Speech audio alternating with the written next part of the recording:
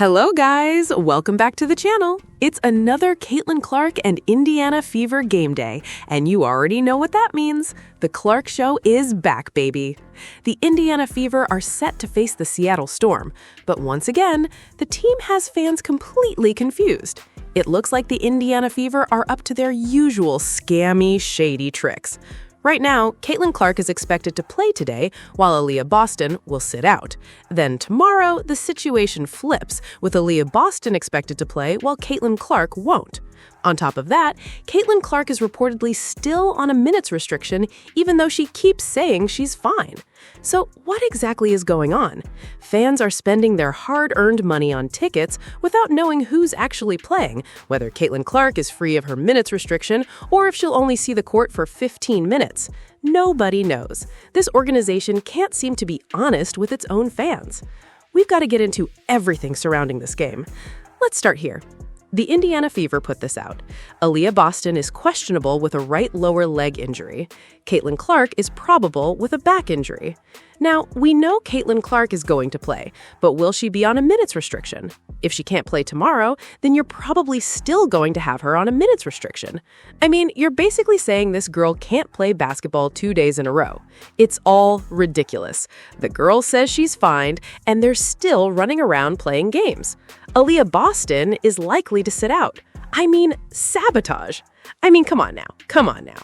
Now, Chloe Peterson said, Aliyah Boston, right lower leg injury, is questionable. Caitlin Clark, back injury, is probable. Aliyah Boston was originally listed as questionable against the Los Angeles Sparks in the first game of a back-to-back last week, before she was held out for precautionary reasons. So the thinking is that because the Indiana Fever have another back-to-back today and tomorrow, she'll likely be held out for precautionary reasons once again. The Indiana Fever are a complete joke, a complete clown show, and I think this is sabotage. We're also going to get into some things surrounding the Seattle Storm. I believe this is sabotage. Right now, Caitlin Clark is expected to play, while Aliyah Boston is expected to sit out. If that ends up happening, this becomes a completely different basketball game. Because let's be honest, Caitlin Clark without Aliyah Boston changes everything. Now add in the possibility that Caitlin Clark is still on a minutes restriction, and you've got an even bigger problem.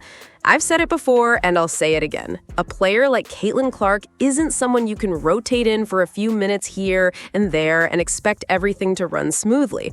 Her game is built on rhythm. She needs to settle into the pace, read the defense, build chemistry with her teammates, and control the tempo. That's difficult to do if she's constantly checking in and out of the game. If she's only playing limited minutes, then you're not really getting the full version of Caitlin Clark. And if Aliyah Boston isn't out there either, now you're asking Kelsey Mitchell and everyone else to carry an even bigger load. That's a lot to ask against a talented Seattle Storm team. Now, I know people are going to look at Seattle's record and immediately think this should be an easy win. Not so fast. Records don't always tell the entire story. The Seattle Storm have some exciting young talent, especially in the front court.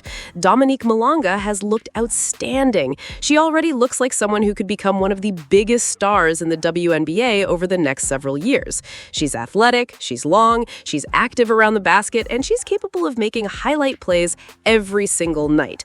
She's averaging around 15 points and 8 rebounds, and she can completely change the momentum of a game with her energy. Without Aliyah Boston available to match up with her, that's a challenge. Then you've got Awa Pham, another young player with tremendous upside.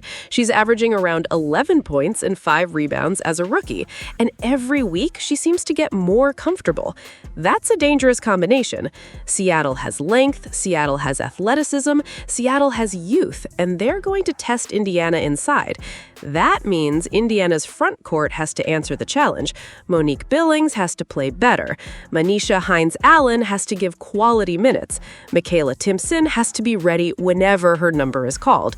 Those players are going to have opportunities tonight because replacing what Aliyah Boston brings isn't something one player can do by themselves. It's going to take everybody. Now, let's go back to Caitlin Clark. To me, this entire game comes down to one question. Is the minutes restriction still in place? Because if Caitlin Clark is allowed to play her normal workload, I like Indiana's chances a whole lot more. She's one of those players who controls everything offensively. She pushes the pace, she creates open shots, she stretches the defense, she gets everybody involved. That's what makes Indiana so much more dangerous when she's on the floor. But if she's only playing limited stretches, then Indiana has to constantly adjust. Every substitution changes the rhythm. Every possession feels different. That's difficult against a team that already has confidence. Another thing Indiana needs tonight is smarter offensive execution. The ball has to move. Everybody has to stay involved. Kelsey Mitchell is one of the league's best scorers, and when she's aggressive, she's capable of taking over games. But Indiana is at its best when the offense flows naturally. Ball movement creates better looks, player movement creates better spacing. Everything becomes easier. Then you've got Stephanie White. Tonight is going to be another important coaching test. Rotations matter, timeouts matter, defensive adjustments matter. Managing Caitlin Clark's minutes, if there's a restriction, will matter. Every decision becomes magnified in a game like this. Defensively, Indiana also has to stay disciplined. Seattle has enough scoring to punish mistakes. Transition defense has to improve. Communication has to improve. Rebounding has to improve. Because giving Dominique Malonga and Awa Fam's second chance opportunities is asking for trouble. And here's another thing. The officials always become part of the conversation in physical games.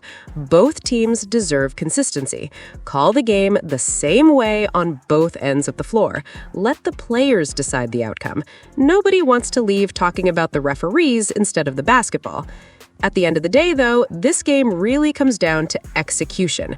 Can Indiana overcome the absence of Aliyah Boston if she doesn't play? Can Caitlin Clark make a major impact if she's limited? Can Kelsey Mitchell provide another big scoring performance? Can the role players step up? Those are the questions that will decide this matchup. If Caitlin Clark is able to play without significant restrictions, I think Indiana has every opportunity to win. If she's heavily limited and Aliyah Boston is unavailable, Seattle becomes a very dangerous opponent because of its size, athleticism, and emerging young stars. Either way, this should be an entertaining game, and we're going to find out a lot about this Indiana Fever team. Drop your predictions in the comments below. Who wins tonight? Does Caitlin Clark have a big game? Who steps up if Aliyah Boston can't go? I want to hear all your thoughts. As always, don't forget to like, comment, subscribe, and share the channel. I think that's probably my favorite part about the game of basketball is like, it's such a global game. I always tell people that basketball is a love language. This game has taken us all over the world. I know there's Fever fans everywhere.